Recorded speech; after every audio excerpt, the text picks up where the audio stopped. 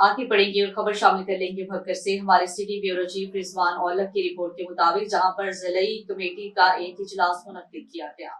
वज़ीर आला पंजाब मरियम नवाज शरीफ के खुसूसी इक़दामात पर अमल दरामद के जायजे के लिए ज़िलाई मॉनिटरिंग कमेटी का रिव्यू इजलास चेयरमैन खुसूसी इक़दामात मॉनिटरिंग कमेटी आमिर अनायत खान शहानी की ज़ेर सदारत DC ऑफिस के कमेटी रूम में मुनक्किद हुआ।